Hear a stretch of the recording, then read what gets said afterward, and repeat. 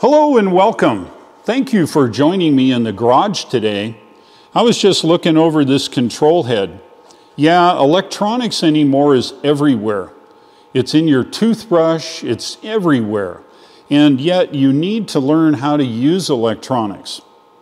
If you're a gas or diesel car driver and you are interested in electric cars, you will certainly be interested in this video. Because today we're going to explore the large screen located in Tesla cars, and I'll explain exactly what they do and what happens if they're not functioning. So in an electronic circuit, you have a bunch of components in it which make up a module. This particular one is my radio control head. This one allows me to operate my radio remotely, and all the electronics, the screen, the knobs, and everything work together as a unit and control my radio remotely. This unit over here is very intimidating. Look at it, full of electronics. This happens to be a Tektronix spectrum analyzer plug-in for an oscilloscope. You may not understand the electronics behind the dials, but let me tell you, it's easy enough to understand exactly how to operate the unit by operating the knobs. While it's electronics, I don't necessarily care behind it, I just care about the controls available to me and how I can use it. So let's talk about the Tesla. The Tesla has one main screen that controls almost every function in it. And this is very intimidating for a lot of users. They're used to gauges, buttons, knobs, those kinds of things in the car. And when they get in a Tesla, they are totally overwhelmed by the complexity of the screen. However, computers have been on the scene since the 70s, and I think most of you have figured out exactly how to operate a computer and are not that scared about operating a computer. How about when iPads came out? Oh, they weren't that difficult either once you figured out you can use your finger and move around things. Well, let me tell you, the main screen in the Tesla is essentially a gigantic iPad that communicates with the car and controls functions of that car. And I know a lot of you are saying, well, I want to go to electric, but I'm not so sure about the intimidation factor of this screen. Let me assure you that is not the case. So today we're going to try an experiment. We're going to load the dogs up and we're going to jump in the car, and I'm going to show you what that screen does. I'm going to show you what happens when that screen quits functioning. So let's take a ride and see how that all works. We're in the Model Y now, and we're going to go do a little test today of exactly what that screen does for us, and if we lose that screen, what actually happens. We're inside the Tesla Model Y now, so let's see exactly how complex this car is. Is it hard to drive? Don't think so, but we'll cover that in another video. Essentially, we've got our turn signals, and we have our gear shift, and we've got a few controls here. Got the horn. But the main functionality here resides here in this screen. So here is the Tesla main screen. It has all of our controls. Now, if you were used to driving a gas or diesel car with speedometers and knobs and buttons and sliders and vent controls, they're not here in this car. This car is truly controlled by the screen. And great, because it lowers the cost of this functionality. So with the main screen, we have a giant map, we have the car control here on this side, and I can set up navigation. I can go to settings here, and in the settings tab, of course, I can look at all kinds of functionality here, and I can use just my finger to control the car. So let's take a look to see how to operate this. And let's see exactly what happens when this screen functionality disappears from driving. The question really is, are we going to crash?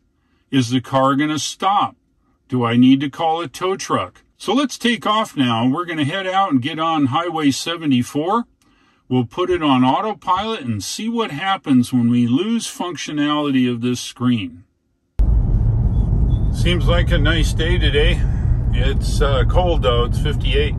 Well, I know for not in Canada it's not cold, but it's cold here down in the southeast. Anyway, we're driving along this 2-lane road. A little bit about this electronic display. As you see, we have a 41 miles an hour here in the back roads here. Shows us we're in drive. It shows us the speed limit here is 45, and it shows that little steering wheel, which means we can use autopilot on this road. We're not going to do that right this minute. So this is the screen, and on the right side of the screen is the map. The map's displayed in 7 by 8 inch format. It's very easy to see when you're driving. And as you can see, it turns as I turn here on this road. We are up on Highway 74 eastbound now. Let me get up to the speed limit. Now, in a Tesla, there is autopilot in every vehicle. This lane keeping keeps us in the middle of the lane and keeps our following distance. That's the basic cruise control you'll find in a Tesla. So I'm going to activate it by pushing down on the gear shift knob, and it's going to keep my speed. And of course, I'm going to put it at 70 using the little wheel here. There, now we're at 70. Now I'm going to put cruise control on here by pressing twice. Click, click. There, now it's not only cruise control we're seeing, but we're seeing auto steer. The blue lines indicate that we are between the two lines. We're going the speed limit here on the screen, and the car is driving itself. Now, if you're scared, thinking that these newfangled electric cars have all this electronics and what happens if it fails, let's see what happens when I don't have use of this screen anymore. I brought this handy dandy pillowcase, and I'm going to now cover this screen. We're not going to be able to see this screen at all. If I can do it right. Okay. Now, I have no more use of this screen. We're in autopilot still, and it's driving along. What the heck? Well, I know from my experience in autopilot, and you would too, that it wants to have your hand on the wheel. So I'm going to hold my hand on the wheel, and not having that screen tell me any information, it's going to be keeping the autopilot happy. Now, I see a cop's up here. I'm going to move it over. So we're in autopilot still. I'm driving along, and here we are, and I'm going to now get back over. Now, with my full self-driving software, I just simply use the blinker, and it moves over in a lane. Okay, now I have no use of our center screen. Now, how fast am I going? Well, we know we're going 70 miles an hour from the last time I said it, so how in the heck would we do that? So let's take a look at the app. Now, with every Tesla comes an app that works on your phone. The app in this particular case could be beneficial. So now let's switch over to the app here. Okay, we have now fired up the app here, and you can see, hey, look at that. We're doing 70 miles an hour. Let's say I rotate this control, the right control. I'm going to set it to 68 here now. And let's see. Remember, we have no screen. It's not on. That's 69. I'll go down one more, and we'll be at 68. And so now I can drive the car on autopilot without the use of the main screen. So the main screen is certainly handy and gives us controls of car functions. No problem. However, as you can see, we are driving. And let's say that, oh no, I'm not sure where we're going to go. Not a problem. You bring up your location on the map. And as you can see, we'll zoom out a little bit. And you can see on the app now exactly where we are on the road. And now I have use of a map, even though this main screen here is not shown. It gives us the ability to drive the car in a pinch should we lose the functionality of this main screen. So that just goes to show you the main screen is very valuable and part of the car. So let's go back to the main screen now. We're about ready to get off the interstate here and turn around. We have just gotten off the interstate here and we're going to turn around. As you can see, in a pinch, the app will help you drive the car and navigate should you lose the functionality of this main screen. The main screen, of course, is super valuable because of all of its functionality for music and navigation and operation of the climate control and all that. However, the car is equipped here with some additional features and functionality should we lose main screen control. As you probably know from the app, I have complete control of the climate, the speed, the directions, and all those kinds of things. And I will show you a little bit of how we can control the car from the car's steering wheel now and see exactly what's going on. So let's get back up on the interstate here. And we're getting up here. Looks like nobody's around. Blinkers work, of course. Okay, and I'm not sure what speed we're going, but that's okay. I'm going to go ahead and set the autopilot. Remember? Click, click. Okay, autopilot's functioning now, and it's driving the car with a 2x4 in the road. Fortunately, we missed it. Now, I need to adjust the temperature. Remember, that comes on the main screen. What are you going to do? Well, you can do it from the app we saw, or I have voice control here in the car. So let's say I want to adjust the temperature. I press in on here, I give it a voice command, set temperature to 66. I give a command to the car, and I can look here, and it's set to 66. Oops, shadow's in the way. There we go, 66. How about that? So, even though the main screen is blocked or non-functional, I still have control of every aspect of the car. Even the air conditioning and heating, I can adjust using either my voice here, or I can go on to the app and use the setting on the app and adjust things. So, lost the main screen, no problem. Of course, you'll need to get it repaired. So that's the Tesla for you. The main screen is certainly useful, but not necessary in all cases.